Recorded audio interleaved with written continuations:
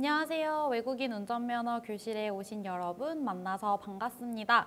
이번 차시에 학습할 내용은 음주운전, 난폭운전, 보복운전 이 세 가지에 대해서 알아보도록 하겠습니다. 구체적으로는 음주, 난폭, 보복운전의 의미와 처벌에 대해서 말씀드리고 또 관련된 문제를 저와 함께 풀어보시도록 하겠습니다. 우선 첫 번째 음주운전부터 말씀드리도록 하겠습니다. 여러분들께서는 음주운전에 대해서 얼마나 알고 계실까요? 저는 음주운전의 의미에 대해서 말씀을 드리려고 합니다. 우선 기본적으로 선생님들께서 많이 알고 계시는 음주운전의 의미, 바로 술을 마신 상태에서 운전하는 것이라고 생각합니다. 이 술을 마신 상태에서 운전하는 것, 바로 주치운전이라고 하는데 음주운전은 이 단순히 주치운전만 의미하는 것은 아닙니다. 선생님들께서 꼭 기억해 주셔야 할 부분이 바로 과음한 다음날 운전하는 것입니다. 그래서 과음한 다음날 운전하는 것을 한 번쯤 들어보셨겠지만 바로 숙취운전이라고 합니다. 그래서 음주운전의 정확한 의미라고 하면 주치운전과 숙취운전 이 두 가지의 개념을 포함해서 기억을 해 주시기 바랍니다. 그러면 구체적으로 우리 법에는 음주운전이 어떻게 규정이 되어 있는지 함께 알아보도록 하겠습니다. 우선 우리 도로교통법 제44조에 따르면 음주운전이란 누구든지 술에 취한 상태에서 자동차 등 노면 전차, 자전거 등을 운전하여서는 아니 된다라고 규정이 되어 있습니다. 저는 이 법 조항에 대해서 좀 하나하나 뜯어서 선생님들과 함께 좀 확인해 보려고 합니다. 우선 첫 번째 구절인 누구든지 술에 취한 상태에서 바로 요 술에 취한 상태에 대해서 알아보도록 하겠습니다. 우리 법에는 술에 취한 상태를 아주 구체적으로 정의를 하고 있습니다. 어떻게 정의를 하고 있냐면 바로 혈중 알코올 농도 0.03% 이상 이 바로 술에 취한 상태이다 라고 정확하게 규정을 하고 있습니다. 그래서 선생님들께서 꼭 기억을 해주셔야 하는 이 부분이 혈중 알코올 농도 0.03%라는 이 수치를 기억을 해주시기 바랍니다. 두 번째 구절 살펴보도록 하겠습니다. 자동차 등, 노면 전차, 자전거 등인데요. 이 구체적으로 어떤 것들이 포함이 되는지 설명을 드리도록 하겠습니다. 바로 승용차, 승합차, 화물차, 특수 이륜 자동차, 일부 건설기계, 원동기 장치 자전거가 포함이 됩니다. 선생님들께서 특히나 기억을 해주셔야 하는 부분이 바로 이 자전거입니다. 자전거도 음주 단속의 대상이 될 수 있으며 음주 단속을 만약에 거부할 경우에 처벌받을 수 있다는 점을 기억을 해주시기 바랍니다. 그리고 추가적으로 아마 전차 시에 들으셨을 것 같은데 개인용 이동장치, 특히 전동 킥보드도 음주 단속의 대상이 될 수 있다는 점을 알아주시기 바랍니다. 그 다음 구절인 운전하여서는 아니 된다에서 운전의 의미를 알아보도록 하겠습니다. 여기서 운전이란 우리 법에서 도로에서 차마를 본래 사용 방법에 따라 사용하는 것, 즉 조종을 포함합니다. 그런데 많은 분들께서 좀 의문을 제기하시는 부분이 있습니다. 바로 이 도로에서라는 부분인데요. 그러면 음주운전이라는 게 혹시 도로가 아니라 도로가 아닌 데서 음주운전을 하면 괜찮은 것이냐라고 가끔 여쭤보시는 분들이 계시더라고요. 사실 절대로 도로이든 도로가 아니든 어디서든 음주운전을 하시면 안 됩니다. 혹시 도로가 아닌 곳에서 음주운전을 하시다가 적발이 되신다면 운전면허 정지나 취소와 같은 행정처분을 받지 않을 수 있겠지만 벌금이나 징역형과 같은 형사처벌은 받으실 수 있습니다. 이렇게 음주운전의 의미, 우리 법에 어떻게 규정이 되어 있는지 살펴보았습니다. 이번에는 음주운전을 하면 어떻게 처벌을 받는지 한번 알아보도록 하겠습니다. 우리 법에는 이 음주운전을 세 가지로 처벌을 하고 있는데 하나씩 살펴보도록 하겠습니다. 우선 첫 번째는 민사상 책임이고요. 두 번째는 행정상 책임, 세 번째는 형사상 책임, 이렇게 세 가지 책임을 지게 되어 있습니다.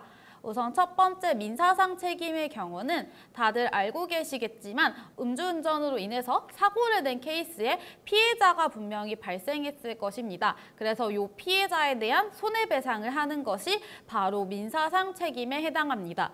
그리고 이 사고가 나게 되면 기본적으로 보험 처리를 하게 되는데 이 음주운전으로 인해서 이제 사고 처리를 했던 이 기록이 이제 또 보험에 남게 되면 보험료 할증이라는 불이익을 받으시게 될 수 있습니다. 그 다음에 행정상 책임입니다. 행정처분이라고 하는데 이것은 면허와 관련한 조치입니다. 그래서 면허가 이제 100일 정지가 될 수 있습니다. 이 100일 정지와 같은 경우는 이제 벌점을 100점을 받게 되는 경우인데 그 벌점이 40점부터 1점당 1일씩 정지 처분을 받게 됩니다. 혹은 이제 면허가 취소가 되는 경우가 있습니다. 이 취소가 되는 경우는 이제 취소가 됐다고 해서 바로 운전면허를 다시 취득하실 수 있는 것이 아니라 결격 기간을 거치고 난 다음에 이제 면허 취소 처분이 풀리고 다시 이제 면허를 취득하실 수 있는 자격을 얻어서 면허를 따실 수가 있습니다. 그리고 형사상 책임이 있는데 이 형사상 책임은 징역형, 금고형, 벌금형 등이 있습니다. 그래서 이제 음주운전을 하게 되는 경우 이렇게 다양하게 책임을 져야 된다는 점을 기억해 주시기 바랍니다. 다음으로는 다른 개념인 난폭운전에 대해서 다뤄보도록 하겠습니다. 우선 난폭운전이란 위험성이 높은 9개의 위반 행위 중 첫 번째, 2 이상의 행위를 연달아 하거나 두 번째, 하나의 행위를 지속 반복하여 불특정 다수의 운전자에게 위협 또는 위해를 가하거나 교통상 위험을 일으키는 행위를 말합니다. 이 설명이 조금 어렵게 느껴지실 수도 있는데 선생님들께서 꼭 기억하셔야 할 포인트를 제가 좀 짚어서 말씀드리도록 하겠습니다. 우선 첫 번째는 바로 불특정 다수의 운전자라는 점입니다. 그러니까 정확하게 대상이 정해져 있지 않고 그냥 도로 위에 아무 운전자가 대상이 될 수 있다는 점이 이제 해당이 되고요. 그 다음에 2 이상의 행위를 연달아 하거나 혹은 행위가 이제 반복되는 경우에 해당이 됩니다. 그런데 이제 여기서 질문이 있으실 수 있어요. 그러면 이 난폭운전에 해당이 되는 이 위험성이 높은 위반 행위가 도대체 무엇인지 궁금하실 수 있습니다. 이 9개의 위반 행위에 대해서 말씀드리도록 하겠습니다. 우선 제가 화면에 띄워봤는데 첫 번째는 신호 또는 지시 위반, 두 번째 중앙선 침범, 세 번째 속도의 위반, 네 번째 횡단, 유턴, 후진 금지 위반, 다섯 번째 안전거리 미확보, 차로 변경 금지 위반, 급제동 금지 위반, 여섯 번째 앞지르기 방법 또는 앞지르기의 방해 금지 위반, 일곱 번째 정당한 사유 없는 소음 발생, 여덟 번째 고속도로에서의 앞지르기 방법 위반, 아홉 번째 고속도로 등에서의 횡단, 유턴, 후진 금지 위반입니다. 이것과 관련해서 이제 뒷부분에서 문제를 통해서 구체적으로 확인해 보도록 하겠습니다.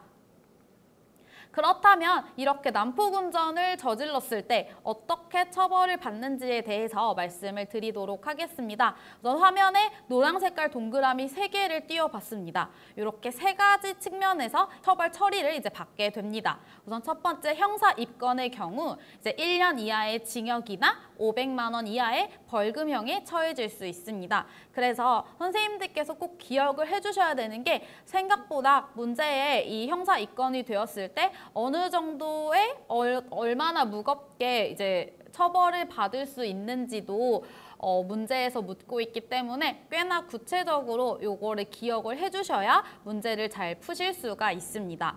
두 번째는 이제 행정처분입니다. 행정처분의 경우 형사 입건 시 벌점 40점을 받게 돼서 40일 정지 처분이 내려지게 됩니다. 그래서 이 형사 입건 시는 불구속이지만 이제 형사 입건이 되는 경우를 말합니다. 그리고 만약에 구속이 되게 되면 면허 취소 처분을 받게 됩니다. 그리고 이렇게 형사처벌이나 행정처분을 받게 되고 나서 또 요 교육까지 받아야 됩니다. 이 교육 같은 경우는 도로교통공단에서 이루어지고 있고 6시간의 교육을 들으셔야 합니다. 지금까지 난폭운전에 대해서 알아봤는데 이제 마지막 개념인 보복운전에 대해서 말씀드리도록 하겠습니다.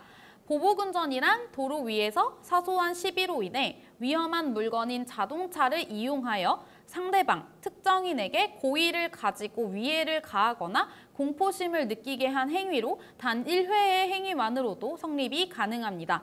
그래서 이 보복운전이라는 게 위험한 물건인 자동차를 이용하기 때문에 이제 범죄 앞에 특수가 이제 붙게 됩니다. 그리고 보복운전에서 기억하셔야 할 포인트 몇 개 짚어드리도록 하겠습니다.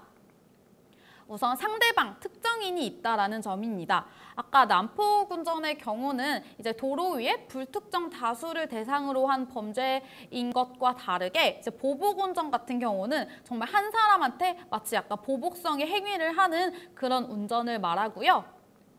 이거는 또 아까 난폭운전은 이제 행위가 여러 개 반복이 되는 경우에 성립이 된다고 했는데 보복운전의 경우 단 한 번의 행위만으로도 이 성립이 가능하다는 점이 차이가 있습니다. 그렇다면 이 보복운전은 어떻게 처벌을 받게 되는지 알아보도록 하겠습니다. 우선 형법상에는 이제 징역형과 벌금형을 받을 수 있다고 나와 있고 이제 도로교통법에 따르면 이제 구속이 되는 경우는 면허 취소 처분을 받게 되고 불구속의 경우는 면허 100일 정지 처분을 받게 됩니다. 그래서 마지막으로 시험에 많이 나오고 많은 분들이 헷갈려 하시는 이 난폭운전과 보복운전의 개념을 비교하면서 개념 설명을 마무리 지어보도록 하겠습니다. 우선 난폭운전은 성립 요건 자체가 이제 행위의 반복이라는 점, 그리고 대상이 불특정 다수의 운전자를 대상으로 한다는 점인데 이것과 달리 보복운전의 경우는 단 한 번의 행위만으로도 성립이 될 수가 있고요. 불특정 다수가 아니라 단 한 명, 특정하게 정해져 있는 특정인을 대상으로 한 행위라는 점이 차이가 있습니다. 그래서 이제 선생님들께서는 난폭운전과 보복운전이 어떻게 다른지 그 차이점을 명확하게 꼭 알고 계셔야겠습니다. 이 부분이 항상 문제에 많이 출제가 되고 있습니다. 뒤에서 문제로 확인해 보도록 하겠습니다. 지금부터 이제 지금까지 학습한 내용을 바탕으로 문제를 풀어보도록 하겠습니다. 우선 첫 번째 문제는 도로교통법에서 정한 운전이 금지되는 술에 취한 상태의 기준으로 맞는 것은? 이라는 문제입니다. 아까 저희가 초반에 말씀드렸던 내용인데 도로교통법 제44조에 따르면 술에 취한 상태는 혈중 알코올 농도 0.03% 이상이다라고 명확하게 규정이 되어 있습니다. 그래서 이 문제의 정답은 1번으로 아주 쉽게 찾으실 수가 있습니다. 이런 문제가 출제가 될 수 있기 때문에 이제 법규 같은 경우 생각보다 잘 기억을 해주셔야 된다는 점 꼭 유의하시기 바랍니다. 다음 중 도로교통법상 난폭운전을 하는 운전자에 해당하는 것은? 이라는 이제 문제를 풀어보도록 하겠습니다. 우선 선택지 한 개씩 이제 살펴보도록 할게요. 첫 번째 선지입니다. 신호위반을 연달아 하여 교통상의 위험을 발생하게 하는 운전자입니다. 우선 1번의 운전자 같은 경우는 신호위반이라는 이제 위험성이 높은 행위를 하고 있고 연달아 하였다라는 점에서 이제 행위가 반복되고 있다라는 점을 알 수가 있습니다. 그래서 이 1번의 운전자의 행위는 난폭운전에 해당이 됩니다. 그리고 2번 선지 알아보도록 하겠습니다. 야간 주행 시 하향등을 켜고 주행하는 운전자. 우선 야간 주행할 때 하향등을 켜고 운전을 하게 되면 이제 앞차나 뒤차나 주변 차들이 이제 차의 위치를 잘 파악할 수 있기 때문에 오히려 하향등을 켜고 야간에 운전하는 행위는 매우 안전하게 운전을 하는 사람이라고 할 수가 있습니다. 그래서 2번은 답이 안 되고요. 3번으로 넘어가겠습니다. 차가 없는 도로에서 1회 중앙선 침범을 한 운전자. 아까 말씀드렸다시피 난폭운전이라는 행위는 반복적으로 어떠한 위반 행위, 위험성이 높은 행위를 하는 것인데 지금 3번의 운전자의 경우는 이 위험성이 높은 행위를 1회 했기 때문에 난폭운전자에 해당이 되지 않습니다. 그리고 4번 마지막 선지 안전지대에 정차한 운전자. 안전지대에 정차를 하는 이 행위 자체가 기본적으로 안전한 운전 방법을 준수하고 있는 것이기 때문에 정답이 되지 않습니다. 그래서 이 문제의 정답은 1번이 되겠습니다. 다음 문제로 넘어가도록 하겠습니다. 승용차 운전자가 난폭운전을 하는 경우 도로교통법에 따른 처벌 기준으로 맞는 것은 제가 아까 이 처벌 기준과 관련해서 설명을 드릴 때 생각보다 우리 법에 나와 있는 내용을 세세하게 문제에서 물어볼 수 있다라고 말씀을 드렸습니다. 그래서 이 문제를 푸시면서 기본적으로 이 처벌 기준에 대해서 세세하게 기억을 해주시면 좋겠습니다. 그래서 이 문제의 정답 같은 경우는 이제 4번 1년 이하의 징역 또는 500만 원 이하의 벌금에 처한다가 되겠습니다. 다음 문제로 넘어가도록 하겠습니다. 보복운전과 관련된 내용이다. 알맞은 것은 함께 답을 찾아보도록 하겠습니다. 우선 1번 첫 번째 선지, 법률상 보복운전은 난폭운전의 일종이다. 얼핏 보면 이 보복운전, 난폭운전 뭔가 굉장히 비슷한 개념의 단어이다라고 생각하실 수 있습니다. 그렇지만 선생님들께서 방금 앞에서 학습하신 것처럼 보복운전과 난폭운전은 기본적으로 성립 요건이 다르기 때문에 완전하게 다른 개념입니다. 그래서 1번 선지는 틀린 선지가 되겠습니다. 그리고 이제 두 번째, 형법에 적용을 받는다. 맞습니다. 보복운전의 경우는 형법에 적용을 받고 있고요. 3번 과태료 처분이 따른다. 이 부분 같은 경우는 보복운전으로 과태료 처분이 따르지 않고 보통 벌금형이나 징역형이 따르게 됩니다. 그리고 4번 1회의 행위는 보복운전이 아니다 라고 되어 있는데 단 1회의 행위만으로도 보복운전이 성립될 수 있다라고 앞에서 설명을 드렸습니다. 그래서 이 문제의 정답은 2번이 되겠습니다.